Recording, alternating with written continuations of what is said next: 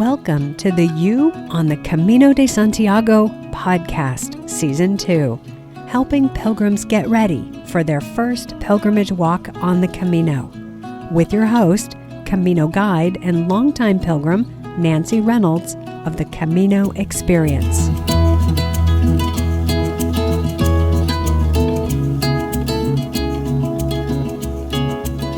Travel light, pack smart. Have you ever packed for a trip like the pilgrimage to Santiago de Compostela? Have you ever packed for a long walking trip? Most pilgrims haven't. Many people know how to pack light, but is that light enough for a trip like this? A trip where you carry everything you need for hours a day, day after day? Hi, this is Nancy, and in this episode, we are going to begin to look at the unique nature of packing for the Camino and start to build our packing list. Walking the Camino isn't normal travel. It isn't a weekend away, and it isn't backpacking. It's something in between, something so different that it brings up all kinds of fears and self-doubt in people who already know how to travel. And for first-time travelers, the task of packing for the Camino may be completely confounding. Don't worry, or worry if you like, but I think that by the time you get through this episode and the next couple episodes on packing, you will feel better about this whole packing thing. I'm going to walk you through what to pack for your exact type of Camino trip, and I will share with you some tips for how to pack to help ease you into the rhythm of life on the Camino. Will you get it right out of the gate? No, no one does. Even seasoned pilgrims keep learning new packing tricks on every Camino walk they do. But let's get you to a solid, well-packed, well-prepared jumping off point. So when you do get to your departure date, you are as ready and packed as you need to be. You may have heard that Europe is a modern place. You can buy anything you need there. This is true. You could even just book a flight to Madrid, head over to the Decathlon sporting goods store and gear up for your walk there, then head to your starting point and begin walking. But if you have some time to prepare before your departure, you may prefer to sort out your packing list before you go and take the time to carefully select and test out your clothes and gear. That's the approach I will share with you here. Rather than give you a generic packing list and send you off to gear up, I'm going to walk you through what you will be doing on the Camino and how that dictates your packing list. In this episode, I will share my 3 top goals for packing for the Camino and talk you through how to select the right backpack or luggage for your pilgrimage. Then, in subsequent episodes, I will share some ideas on what clothing and other gear you'll need based on what you will be doing on your pilgrimage. There will be at least 2 or 3 more episodes on packing. Let's get started with our goals. The primary goal with packing for the Camino is to pack light, especially if you'll be carrying your backpack every day. Let's think about this. Carrying 20 pounds or 10 kilos of stuff from the car to the house may seem easy, but carrying that much weight for 6 to 8 hours a day for a month, that changes things a bit. You will be much happier if your pack weighs, say, 12 pounds or 15 pounds, which would be 6 to 7 kilos. A good starting point is to aim to keep your packed backpack without water to 10% or less of your body weight. By that, I mean 10% of your ideal body weight. My body has a 20-pound mood swing, so I aim for 10% of the low end of that. If you plan to have your backpack or luggage transported each day, instead of carrying it, you can certainly bring more weight. but you may not want to. The next goal is to pack simple. One of the greatest gifts the Camino has to offer is that of living simply. This is most clearly reflected in what you carry. What do you really need to be clean, comfortable, and to feel cared for? Can you get your Camino possessions down to just need? What does that mean in actual practice? For me, that means that every item I bring gets used every day, except for my first aid kit and weather-specific gear. If I won't be using an item every day, I look seriously at if I should be bringing it at all. And the other guideline for packing simple is, can I use an item for more than one thing? Can it do more than one job? That is an ideal item to take in your backpack. And finally, our third goal is to pack smart. This is the time to have the right items, the tried and tested items that you know do the job you need them to. And this is the time to be organized, even if it's not your natural tendency. With so few items to contend with, I think you'll be pleasantly surprised to see how simple and easy it is to manage your backpack or suitcase. As I said, I'm taking the approach of let's look at what you will be doing on the Camino, and then we can look at how to pack for what you'll be doing. Let me share with you a few things I know you'll be doing on the Camino. You'll be living out of a backpack or a suitcase. You'll be walking outdoors for hours each day. You'll be finding your way from town to village to city. You'll probably be picnicking on the trail at some point, so you'll definitely be shopping for groceries, and you'll be paying for goods and services. You'll be eating in bars and restaurants, sleeping in dorm rooms in the albergues or in private rooms in the albergues or in other types of accommodations. You'll be showering and doing other bathroom tasks. You'll be caring for your feet and your body. You'll be washing clothes in a sink or machine. You'll be visiting churches, cathedrals, and museums and walking around villages, towns, and cities. I suspect you'll be recording your journey and possibly entertaining yourself. You'll be keeping in touch with people back home and those whom you meet on the trail and connecting with the locals and your fellow pilgrims. Definitely, you'll need to get to your starting point and get back home when you're done, so you'll be traveling to and from the trail. And there's a good chance you'll be preventing problems as you go, and possibly dealing with the occasional plot twist. What you probably won't be doing is camping, because that's statistically uncommon and not quite as easy as it sounds along the Camino. That would mean you probably won't be cooking your food trailside, you won't be sleeping outside, and you probably won't even be sleeping on the floor when you're inside. And most pilgrims don't usually or don't often dress up. Now, all of those things will impact what you don't bring. So that's what you will be doing and what you probably won't be doing.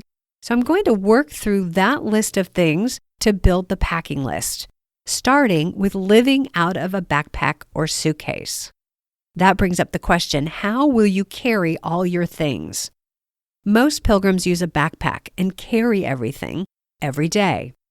Some pilgrims use the luggage transport services available on the Camino routes and send a suitcase, duffel bag, or backpack from place to place. That is your first packing decision. Will you use the luggage transport services, or will you carry your backpack? If you'll use the luggage transport services, you can use any piece of luggage that you already have, a suitcase, duffel bag, or backpack. Each of the luggage transport services has weight limits on how much you can send, so that might determine the size of the bag that you use. You will need to be sure that your transported bag weighs no more than 15 to 20 kilograms, depending on which service you choose. Some of the transport companies also limit the size or dimensions of your bag, so do check with the company you're going to use. If your luggage can be locked, bring along a small combination lock to secure the bag.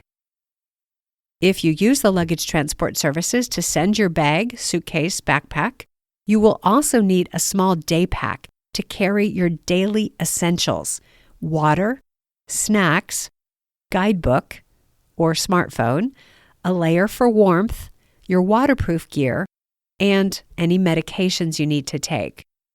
If you'd like a full rundown on how the luggage transport services work, check with episode 1A and 1B of Season 2 of this podcast.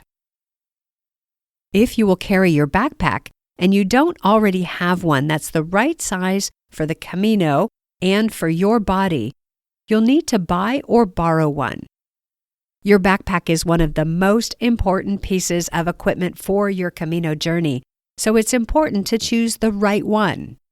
You need to love it for hours each day, day after day. Backpacks come in all sizes and styles, and they're equipped with all sorts of features, and they're in all price ranges. With so many choices on the market, how do you choose a backpack? Of course, you'll want to seek out a lightweight backpack, but there are several more criteria to consider.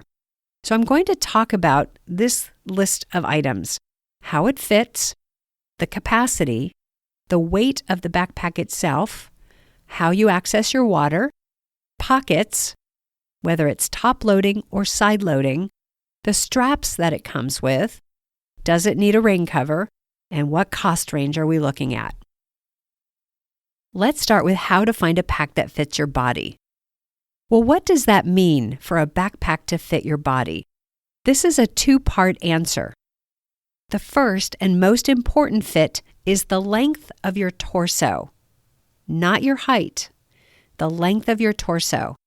Packs come in both men's and women's sizes and in small, medium, and large to match the length of the carrier's torso. The second consideration is the circumference of your waist and hips. Any backpack you use on the Camino must have a hip belt, which is where most of the weight of your pack will rest, rather than on your shoulders with the shoulder straps. This waist and hip measurement is less important than the torso length, though, simply because most packs have an adjustable hip belt that will fit a range of hip sizes. Still, if you have either a very small or extra large hip or waist measurement, you might need to look for a backpack with an interchangeable hip belt so you can switch out the belt for one with a proper fit. You could approach the fit element in a couple of ways. One, you could measure the length of your back and the circumference of your hips, and then look for backpacks that meet those specifications. This is a good approach if you'll be shopping online for your backpack. It's a fairly detailed approach, so I'm going to put a link to an informative video in the notes for this episode. The other approach is simply to go into your local sporting goods store and try on different sizes and styles of backpacks. How do you know which backpack to start with? Let's look at some of the other features to consider. I'll start with capacity. Backpack capacity is usually measured in liters. Sometimes they're measured in cubic inches, which would be more common in the US, but it's easier to come to round numbers and easier to remember the numbers when using liters. Here's a quick example. 40 liters equals 2,440.9 cubic inches. Let's go with liters. How much capacity do you need for the Camino? I will generalize here and say that you should be able to carry everything you need and want with a backpack that's somewhere between 30 to 50 liters. That's a starting point for your shopping anyway. Many people suggest to buy a backpack with a lower capacity, so you're not tempted to fill it just because you can. In my experience, there's very little risk of overfilling your backpack with weight, at least not for very long. one day on the trail and you would jettison all the extra stuff and walk with a half-empty bag.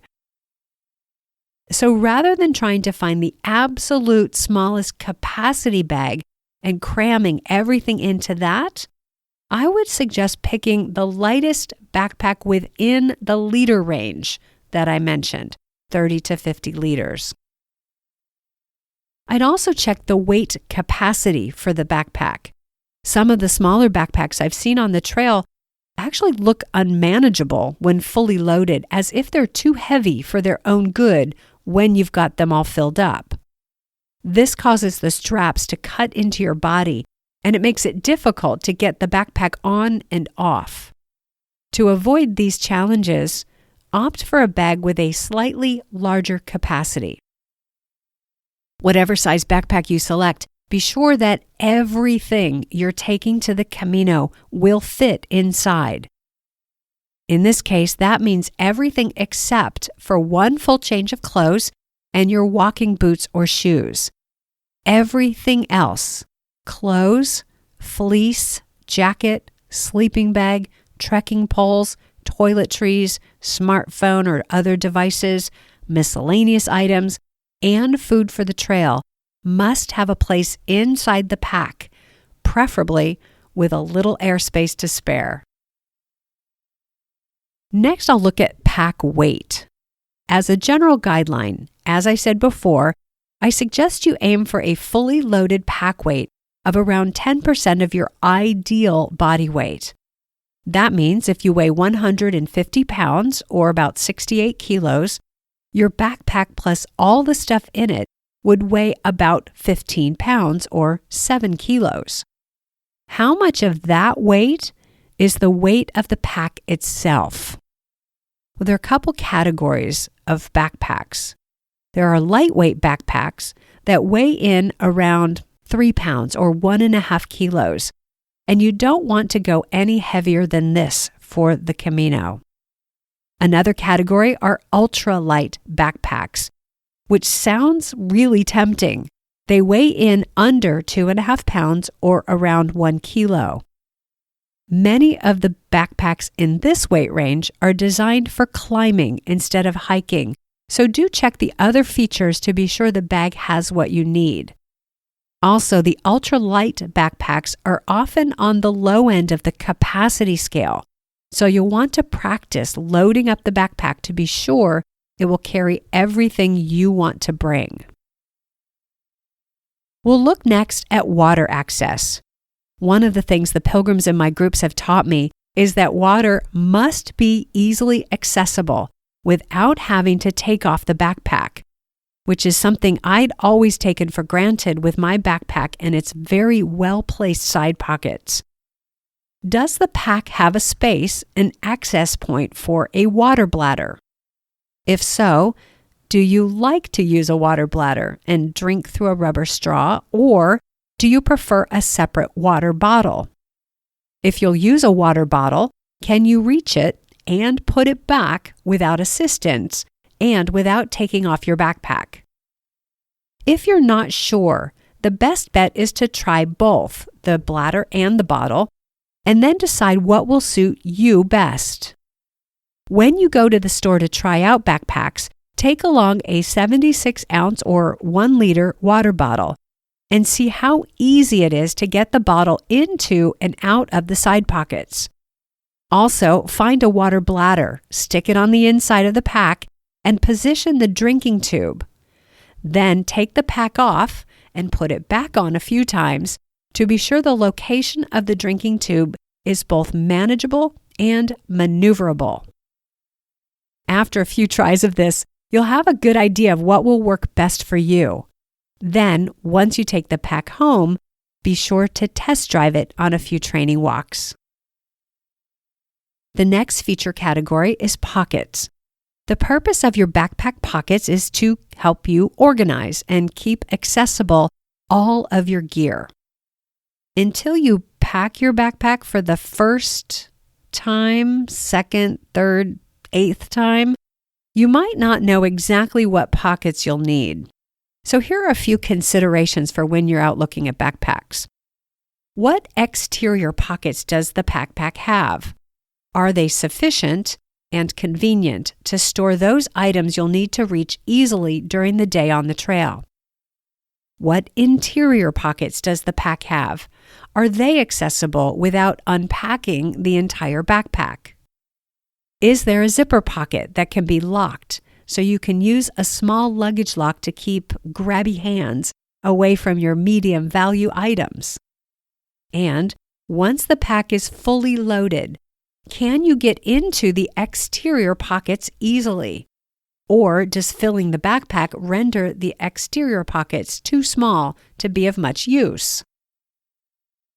Another feature of backpacks is if they're top-loading or side-loading. Most packs on the market today are top-loading, which means you enter and load the pack from the top, and the pack is closed with a drawstring or something similar. How you pack a top-loading backpack is really important, as once something is in the bottom of the backpack, it's awfully hard to get to without taking out everything on top of it. One of the things I love about my Camino backpack is that it is a side-loading pack with a zipper instead of a top-loading with a drawstring. That means I can lock the main compartment to keep out the opportunist thief, which sadly is becoming more and more common in the albergues. It also means I can view all of the contents at once and easily find what I need. I admit there are fewer side-loading backpacks on the market, so you might have difficulty finding one that meets this and all your other criteria. If you live in the US, you might start by looking at the Lookout backpack by REI. Another feature to consider is a rain cover. Backpacks are made of water-resistant material, but rainwater can still sneak in through the zippers and seams. For this reason, you'll want to have a rain cover for your pack, as rain is possible year-round on the Camino. And this is especially true if you're not using one of those ponchos that cover your entire pack, which, by the way, I'll talk about rain gear in a future episode. Most packs now come with a rain cover attached or included, and you'll find it tucked into a pocket at the bottom of the pack. If there isn't one, you'll have to buy a separate one for an additional cost. You can find affordable rain covers in the shops along the Camino. When you're looking at packs, you'll also want to check out the straps that the pack has. Past the shoulder straps, the hip belt, and the sternum strap, that's the one that goes across the chest, which are all standard. Also look for what other straps are on the bag. Since walking the Camino is relatively light as hiking goes, you won't need places to attach a tent or an ice pick, but you still need some straps just for the sake of convenience. Here are a few straps you might need. Is there some place to attach your socks with a safety pin or diaper pin when you switch them out during the day for a fresh pair? If you're using trekking poles, can you easily attach them to the pack when you're not using them? If you'll carry a sleeping bag or sleeping mat, are there straps to attach them to the outside in case they don't fit inside? And lastly, can all the straps be easily tucked in for safety if you check your backpack on the flight home from the Camino? By now you may be wondering, what is a backpack with all these features going to cost me? A good lightweight backpack in the US can cost anywhere from $100 on the low end to well over $200 on the high end. To find out what the cost range is in your country, well, I suspect it will be similar. You can do the currency conversion or do a quick search of your local businesses. However you do it, think of your backpack as an investment in the success of your Camino journey. You don't need to go crazy and spend the house mortgage or the rent payment on your backpack, but do spend a little more if it gets you the backpack that's right for you. When shopping for your backpack, it might help to at least know some of the brand names available. Availability will vary depending on where you are, which country, what state or province. But with the internet, you could really get any backpack you wanted with just a few clicks. I think the backpack I've seen the most over the last 5 or so years is the Osprey brand. But here are a few more names to keep an eye out for: Arc'teryx, Black Diamond, Deuter, Granite Gear, Gregory, Kelty, Lowe, Mountain Hardwear, REI, like mine, Solomon, and the North Face, all good quality companies. So let's talk about shopping for your backpack when you actually go into the store to look at some of these. Once you've looked over all the features and have selected a few backpacks to try, be sure to do a couple of test runs while you're still in the store. Stores that sell backpacks should have on hand these weighted packs that are designed specifically for testing out backpacks. What you'll do is you'll load up the backpack with 10 to 20 pounds or 6 to 9 kilos of these weighted packs in the backpack and take a long walk around the store. Be sure to have the salesperson assist with adjusting the straps of the backpack to get the best fit to your body. Do this with all of the backpacks you think might work for you. If all features are similar, the best backpack will be the one that feels the best on your body. Once you've purchased your backpack, next, take it home and do a practice pack to be sure the capacity is sufficient for what you'll carry on the trail. Ideally, you want the pack to be less than full, so you have some room to put in a few items while you're on the trail, such as your lunch or some snacks, or even a few things to make the journey to and from the Camino more comfortable. The final step in choosing your backpack is to take it out for a few practice walks. With the pack fully loaded, take a long walk around your neighborhood or local park. Gradually increase your distance on subsequent walks and practice taking the backpack off and putting it back on for rest stops. Be sure to take along your water bottle or bladder and check that these are easy to use. In other words, test drive everything about the backpack.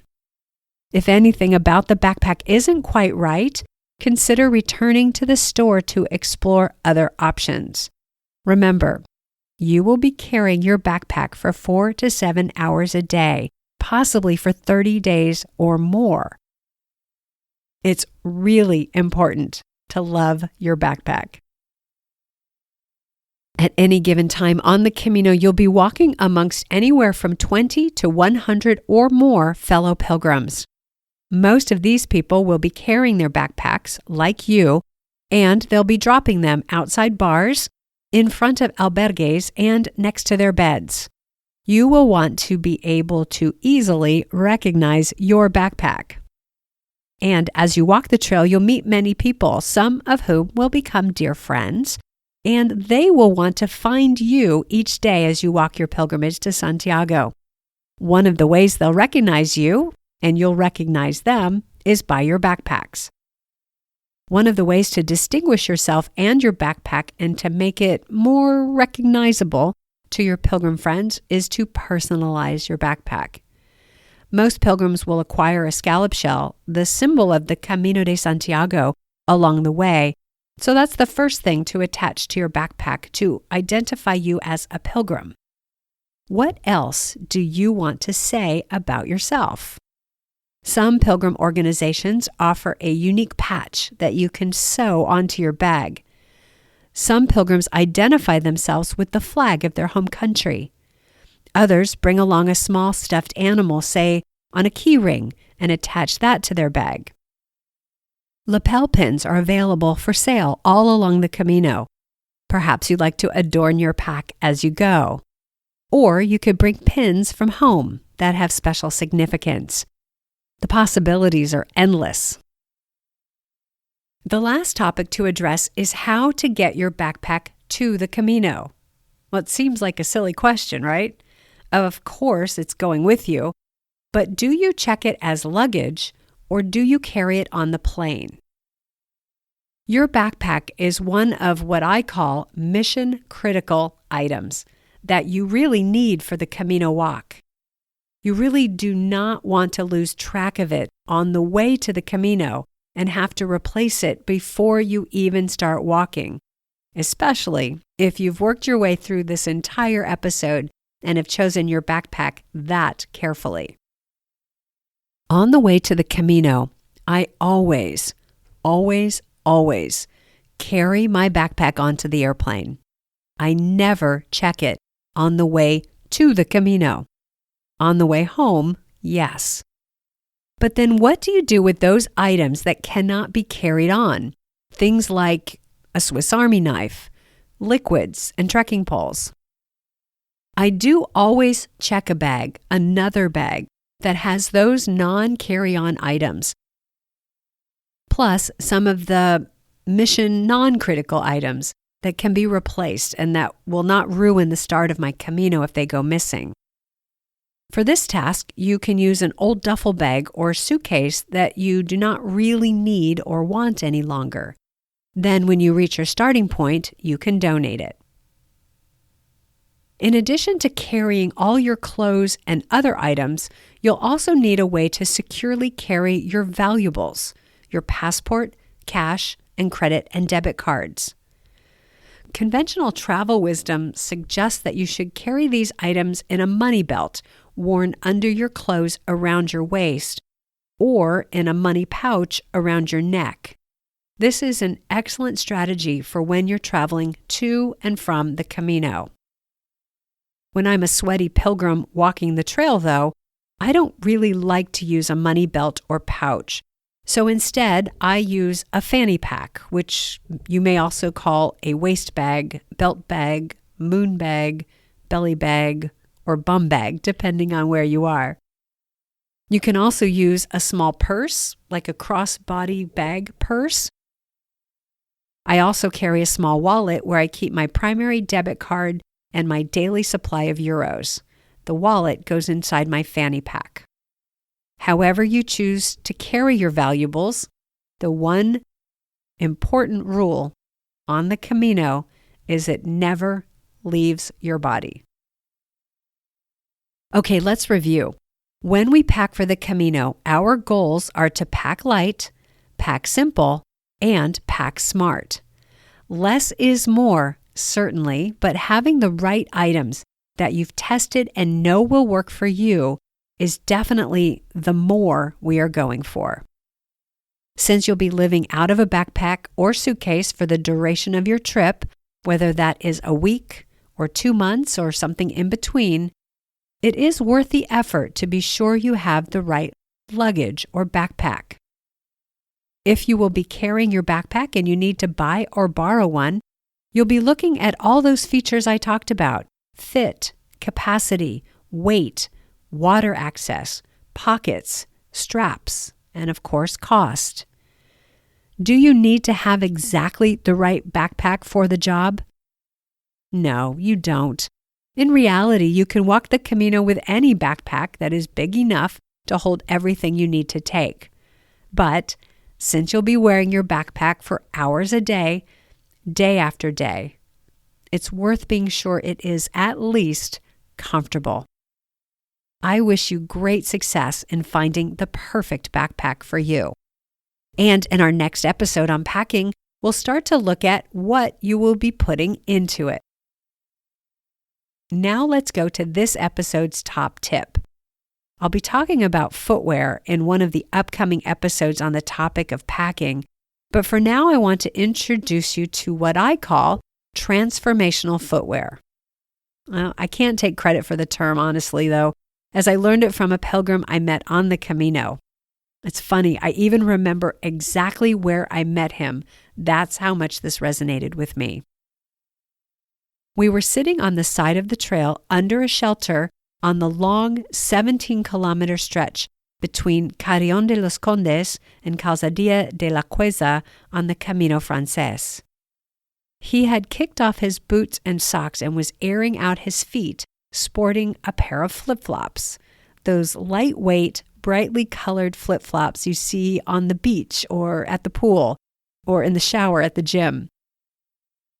I'd always carried flip-flops in the past and would wear them in the shared showers in the albergues, but I'd never used them on the trail since I certainly couldn't walk far in them.